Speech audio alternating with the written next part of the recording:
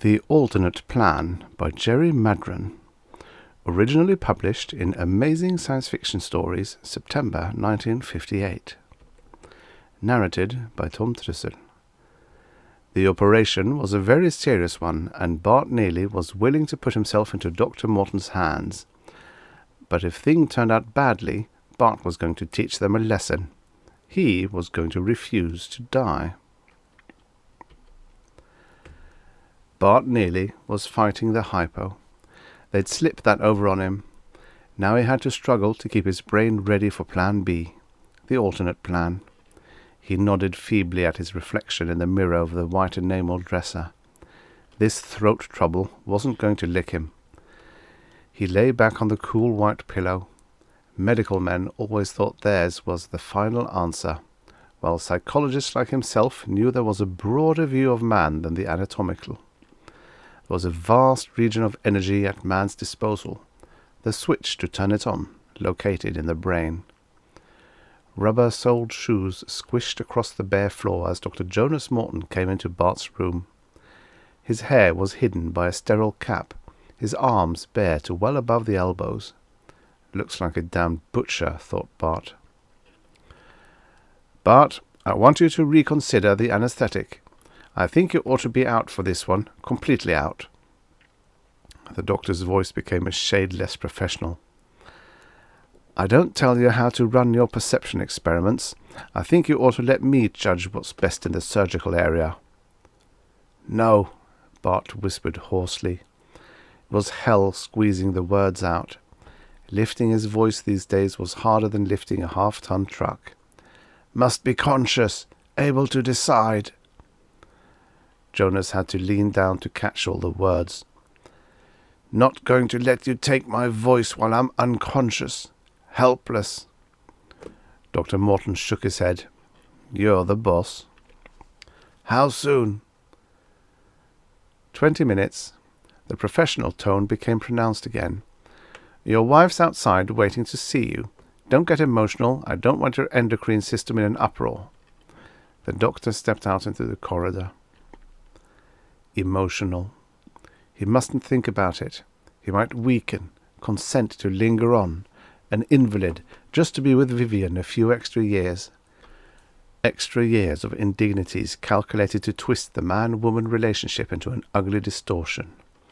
How romantic it would be, he and Vivian locked in an embrace, the silky softness of her hair falling across his arm, the pressure of her fingers on his back.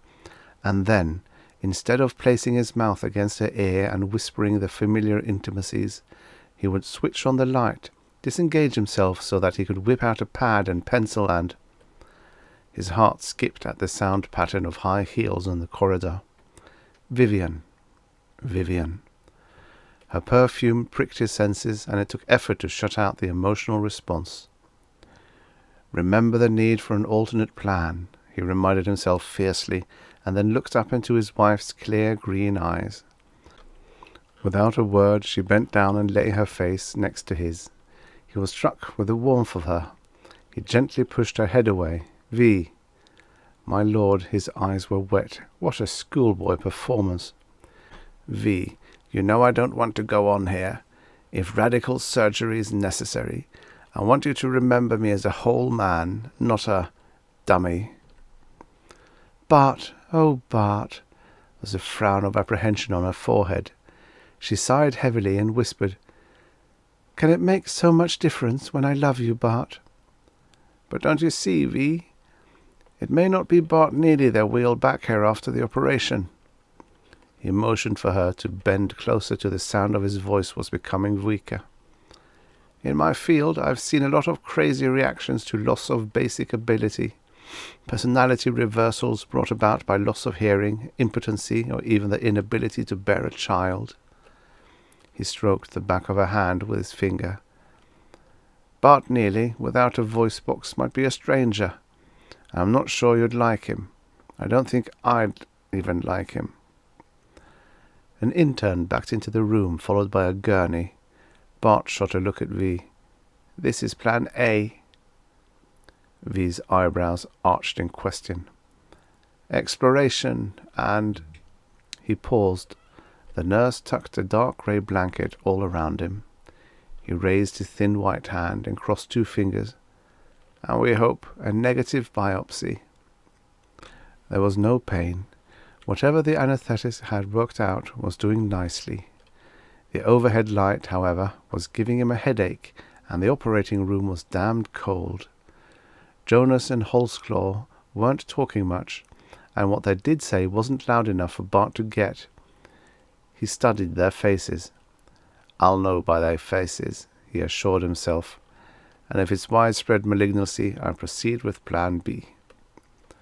The sweat was heavy on Jonas's forehead.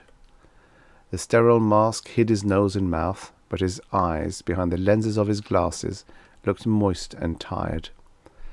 The surgeon's gloved fingers manipulated, probed, cut. Finally, he turned to a waiting nurse. "Get this analysed right away." That was it. The tissue. Was it cancerous or not? The atmosphere grew heavy. Bart watched the second hand on the large wall clock swing slowly around its perimeter, and then around again and again. The nurse re-entered and spoke softly to the doctor. The 2 doctors whispered, explaining to each other with hand motions what they were going to do. This is it, Bart was certain. Well, he'd fooled the hell out of the know-it-all doctors. He closed his eyes and thought. The years he had spent sharpening his perception, his ability to transfer his thoughts, were just the groundwork for his greatest experiment of all. He had transferred thought waves in all forms to all corners of this world with the highest percentage of accuracy. Now, Plan B, the alternate plan, was to transfer himself. He was willing himself out of his own body. He could feel the perspiration trickle down his arms with the effort. It had to work. He had to cheat them out of their mutilation. No, he couldn't fail. He strained against the confines of his body, burdening his brain with thought, and suddenly he was free. Bart wanted to shriek with laughter. He'd outwitted them. There stood grey-faced Jonas working over that shell, not even realizing that it was an empty body. It was like a television play or something. Everyone clustered around a poor stiff on the operating table, repeating the litany of the sawbones, scalpel, sponge, clamps. Bart mentally chuckled and fluttered himself upwards, above the square-shaped hospital with its rows of tiny windows, beyond the polluted air of the city, up and up, until there was nothing to look back on. Nothing. Now Bart perceived something ahead. It appeared to be a body of land. It looked marvellously appealing, dark greens, bright yellows, and all the shades in between.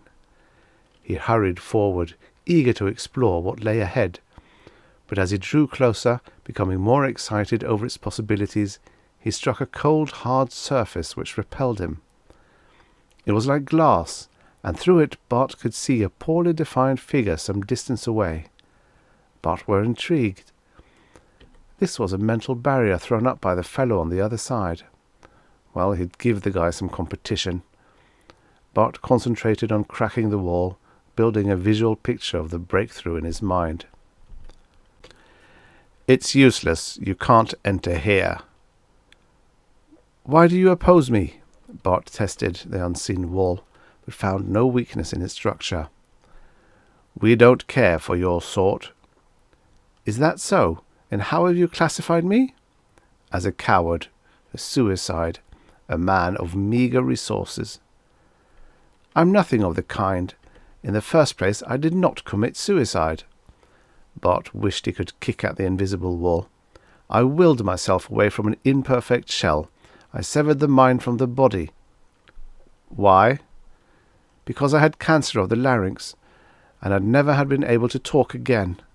I'd be less than a man." "You are less than a man now." It was a long period of no exchange. Bart decided he had not made himself clear.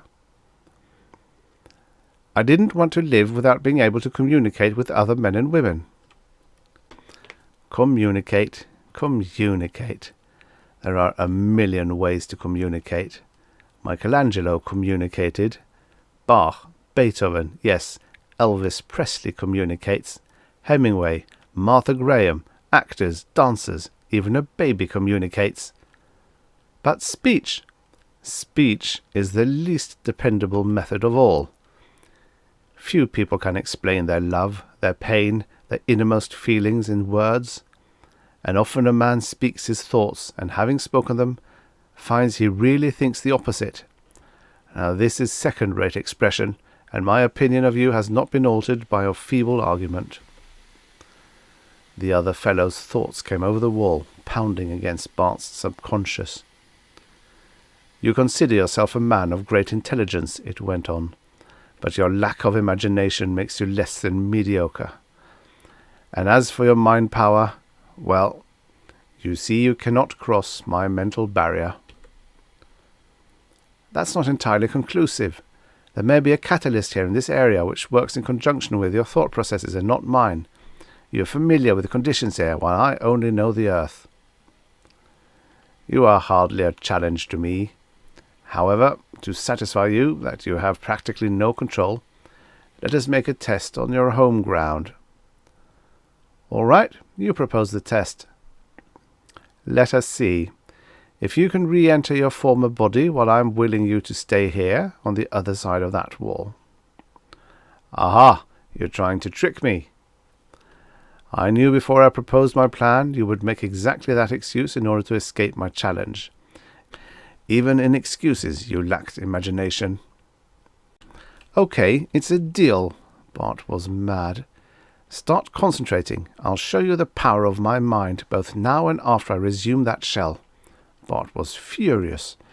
He tried to leave the place by the wall. He seemed stuck.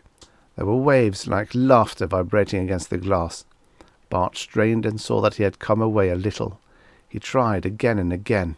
There was a little more distance gained. He tried to build the picture of the operating room in his mind, and while he was doing this, a flash of Vivian exploded in his mind. With that quick image, he felt himself free to drift downward. There indeed was the hospital. Bart hurried to the operating room, hovering near the ceiling light, watching the operating team below. He's gone, Doctor. The anaesthetist looked at Jones. Respiration stopped altogether. No, thought Bart, don't close me out now. Let's open the chest and massage the heart. Yes, yes. I think it's futile, Doctor. We can try. Good old Jonas. Bart floated to the table and forced himself into the shell, which lay white and unmoving under the penetrating light from above. It wasn't easy. Bart tried to move the heavy hand, but it was quite numb. Not a thing. Might as well quit. Holsclaw's in a hurry, damn him. I'll massage a little longer. Bart pushed at the leaden eyelid. No go. Come on, come on. He felt a convulsive chill, a throbbing in his head. I'm getting a pulse. Jonas' voice was excited. Bart knew there was a searing pain in his throat, but shutting it out of his consciousness was the steady thumping beat of his own heart.